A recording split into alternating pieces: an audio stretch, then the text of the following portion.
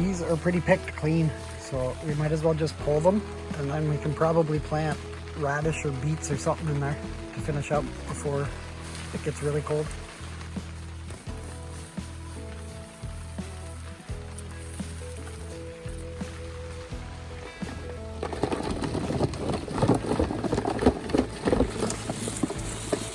Lots of these are getting eaten by mice or something. So I think we're just gonna pull them all. A few in here.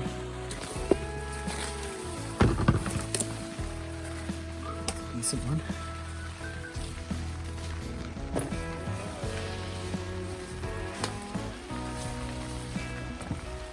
We have a bunch of mystery peppers that we got from a friend that we don't know what they are. But these ones kind of look like jalapeno. Bite one, see what it tastes like.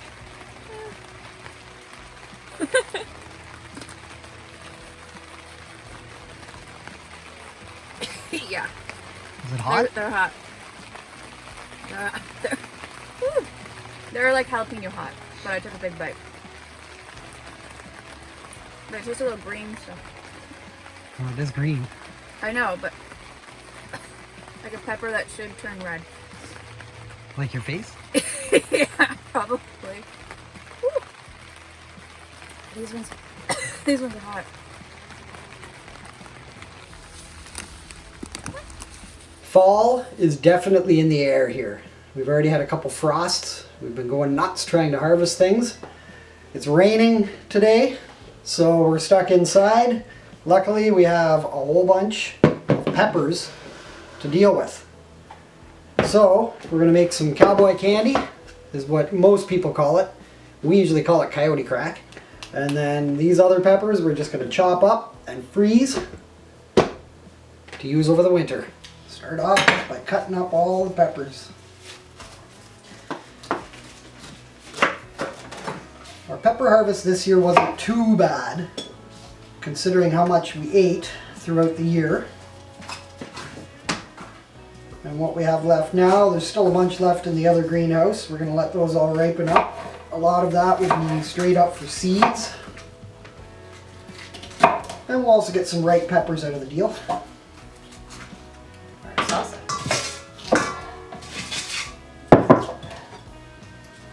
We want these slices, well, we want these slices. We like them to be about 1/4 of an inch thick. That's for the jalapenos. For the jalapenos and for the cowboy candy, so it's still a bit crunchy. We find if we get them too thin, then they just kind of shrivel up to nothing. And don't worry about keeping the seeds and the insides in this. It just all goes together. I'm just cutting off the end.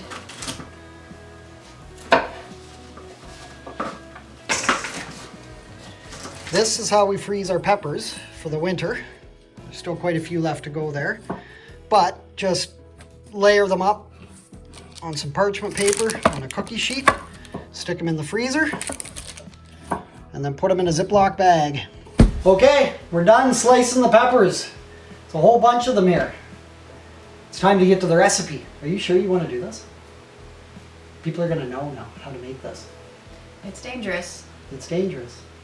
but it's worth it. Okay. I've already added all of the dry ingredients to the pot.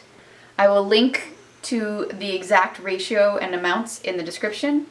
Next step is add the vinegar and bring everything together up to a boil.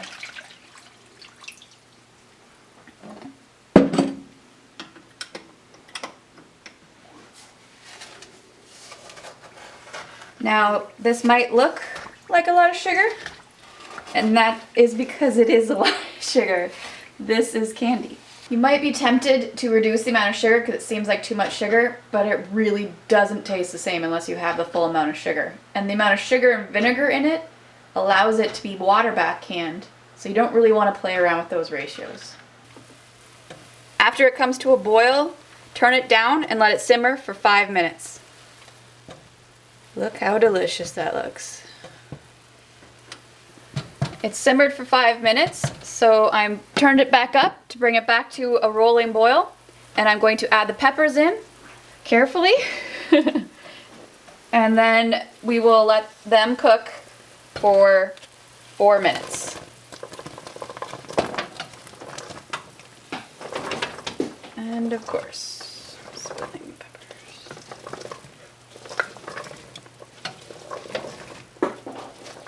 Here's hoping they all fit.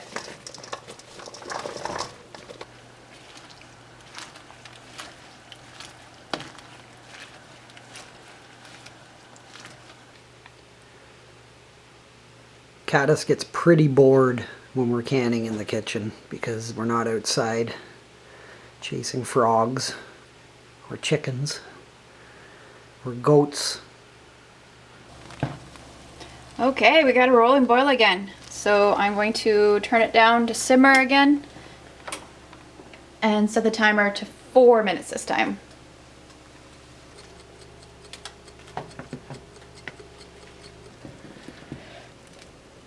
Okay, after 4 minutes, using a slotted spoon so you don't get the juice, fill the jars with just the peppers.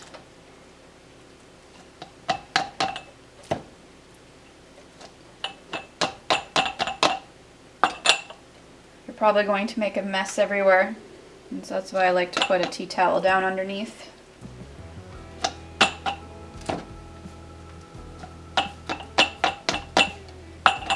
So the recipe that's linked is for 3 pounds of peppers, so it's more manageable. So you will get less jars filled than what we have here because we're using all the peppers we harvest, which was 8 pounds. And that is 8 pounds before you cut it up.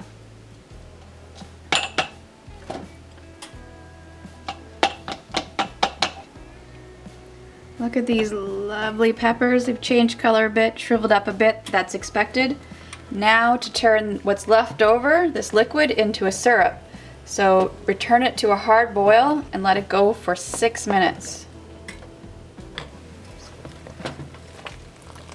After it's been a hard boil for 6 minutes, scoop it out and ladle it over top of your peppers in the jar. Leave about 1/4 inch of head space. That extra boiling reduces the syrup, so it's going to be quite sticky. You might want to go around with a chopstick and knock out any air bubbles before you put the lids on. Now every time we make this, we get some leftover syrup, and we don't want to waste it because the sweet and spicy combination is awesome for marinating meat, for stir fries, anything you want to add a little bit of sweetness and a little bit of spiciness to it, it's already made for you right here. So we just can this up in the same sizes of jars, and then it's ready to go when you need it.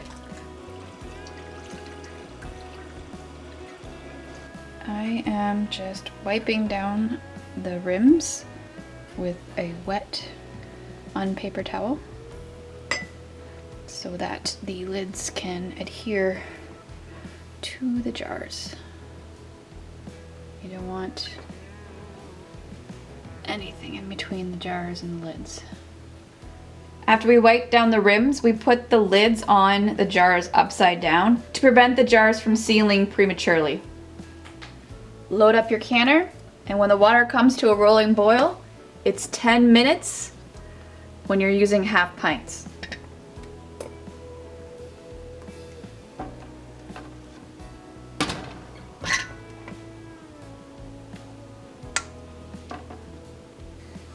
"10 minutes and out of the canner to cool overnight." And there we have it. We have 17 of these Cowboy candies, and we have 7 of the sauce. And we also have 2 bags, about 8.5 pounds of sweet peppers for the freezer. We finally have a nice sunny day outside, so we're gonna get working on the goat barn.